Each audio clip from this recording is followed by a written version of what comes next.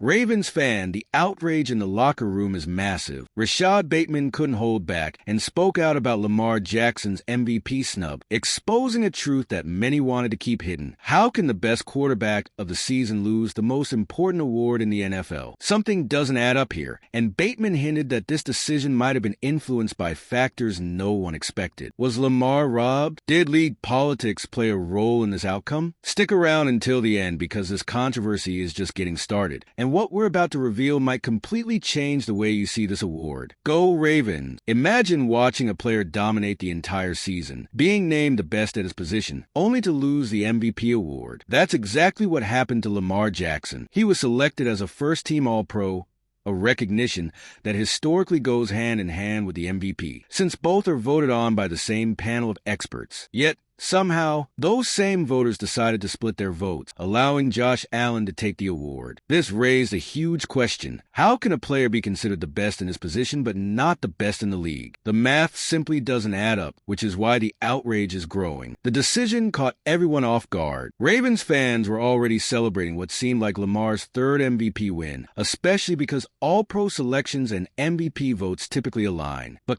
when the results came in, the disappointment hit hard. Allen had a great season, no doubt, but the numbers showed Lamar had the edge in almost every major category. This led to serious doubts about the criteria used in the voting process. Did the panel want to reward a fresh face instead of recognizing Lamar's dominance? If this were purely a technical decision, Jackson would have been the clear winner. Inside the Ravens locker room, the frustration was even greater. The players see Lamar's work ethic every day. They know how much he sacrificed and how he led the team to the AFC's best record. To them, this wasn't just a loss for Jackson. It was a slap in the face to everything he accomplished this season. And it's not just about a trophy. It's about legacy. A third MVP would have cemented Lamar's place among the NFL's all-time greats. Having that recognition taken away like this is something that's hard to accept. And if there was one player who wasn't afraid to speak his mind, it was Rashad Bateman. The Ravens wide receiver didn't hold back, making it clear that he believes Lamar was robbed of the MVP. But he didn't stop there. He also hinted at behind-the-scenes factors that may have influenced the decision. And now, everyone is asking, what exactly did Bateman mean by that? Rashad Bateman couldn't stay silent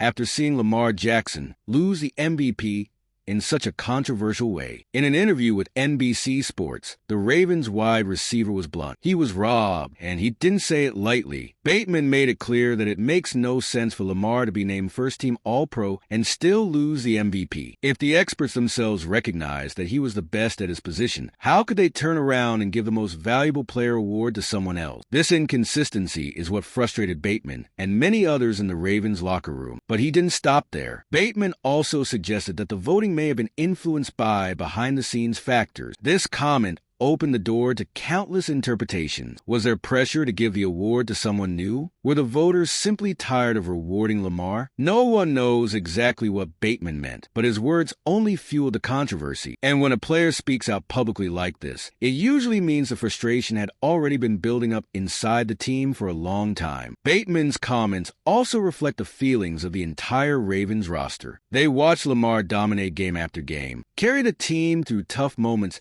and perform at an elite level. To them, not giving him the MVP is a direct insult, not just to Lamar but to the entire team. Players like Bateman believe the award should reflect actual impact on the field, not external factors that could have swayed the voters. Their frustration isn't just about an individual accolade. It's about the respect Lamar deserves for what he accomplished this season. With Bateman's statements now in the spotlight, the NFL finds itself facing even more scrutiny. If there were already doubts about the fairness of this vote, his words have only made things worse. But if there's one thing that can clear up any debate, it's the numbers. And when you look at the stats, it becomes even harder to justify this decision. Numbers don't lie. And when you compare Lamar Jackson's and Josh Allen's stats from this season, it becomes even more difficult to understand how Jackson lost the MVP. In nearly every key metric for a quarterback, Lamar had the upper hand. He was more efficient as a passer, led one of the most explosive offenses in the league, and was the driving force behind the Ravens' success. Allen, on the other hand, threw more interceptions and had a lower completion rate, two factors that usually hurt MVP candidates. So what really tipped the scales for the voters? The only category where Allen had a clear advantage was in rushing touchdowns, scoring 12 compared to Lamar's 4. That's a solid number, but should it have been enough to outweigh the fact that Lamar dominated in almost every other aspect? For many, the answer is no, especially when you consider that Allen's season record was nearly identical to Lamar's, with just one more win in the regular season. If the award is about value to a team, Jackson was undeniably the heart and soul of the Ravens, leading them to the AFC's best record. Another major red flag is the fact that Allen became the first MVP since 1987 to not be named a first-team All-Pro. That simply doesn't happen. The standard has always been that the best player in the league is also recognized as the best at his position. The fact that the same voters awarded Lamar the All-Pro title, but then changed their minds for the MVP only adds to the controversy. It feels like there was a deliberate effort to give the award to Allen, even if the stats didn't fully support it. If the MVP voting had been based solely on on-field performance, Lamar would have won without a doubt. But clearly, other factors played a role, and one of them might have been voter fatigue, something that has hurt many great athletes in the past. Alright, we're already past the halfway point of this video, but I just noticed you haven't left a like yet. That's super important because it helps YouTube keep recommending my content to you, and that way, I can keep bringing you more Ravens news. So go ahead and smash that like button. It's free. Alright, let's keep going. One of the theories that emerged after Lamar Jackson's MVP loss is the infamous voter fatigue. This happens when a player has already won the award multiple times, and the experts look for another option just to mix things up. In theory, it shouldn't be this way. The MVP should go to the best player of the season, regardless of how many times he has won before. But in reality, this has a big influence. And considering that Lamar already had 2 MVPs, this could have been a decisive factor. Looking at NFL history, we've seen this happen before. Great players who dominated their eras, like Tom Brady and Aaron Rodgers, missed out on MVPs in seasons where they were clearly the best, simply because voters wanted to reward someone new. This doesn't take anything away from Allen, who had a great year, but it raises a question. Would he have won if Lamar didn't already have 2 MVPs? That's the question many people are asking. Another interesting detail is that last year, many used a similar argument against Lamar, saying his numbers weren't that impressive, yet he still won the MVP. But if that standard applied to Jackson, why didn't it apply to Allen now? The inconsistency of the voters is at the center of the controversy, because it seems like the rules change depending on the narrative they want to push each season, and this creates distrust in how these decisions are really made. If Lamar had been a fresh name in the race, the conversation might have been very different. But now, with this loss, the frustration among the Ravens players is only growing. The big question is, how will this impact Lamar Jackson moving forward? Losing the MVP in a controversial way doesn't change what Lamar Jackson did on the field, but it might change how he views these awards in the future. Individual recognition is important for any player, and winning a 3rd MVP would have placed Jackson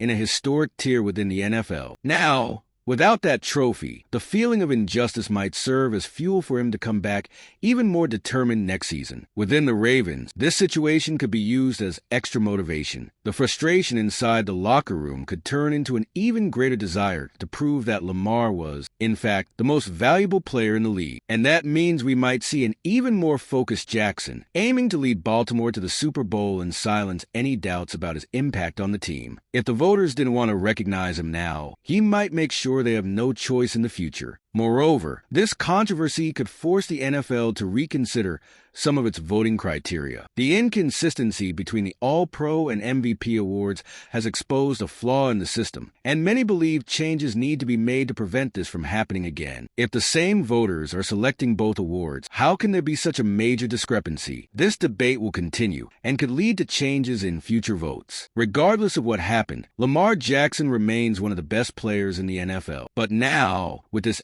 MVP injustice, he has even more reason to enter next season with a chip on his shoulder. And if there's one thing we know about Lamar, it's that he always finds a way to turn challenges into motivation to silence the critics. The frustration inside the Ravens locker room shows what everyone already realizes. Lamar Jackson was wronged in this vote. Rashad Bateman made it clear that this decision doesn't make sense, and the numbers prove that Jackson deserved the award. The question is, why did the voters choose Josh Allen even though Lamar was named All-Pro? Was it voter fatigue, or was there something behind the scenes that influenced this choice? What do you think about all this? Was Lamar robbed, or was Allen the rightful winner? Leave your thoughts in the comments, subscribe to the channel, and turn on notifications so you don't miss anything about the Ravens.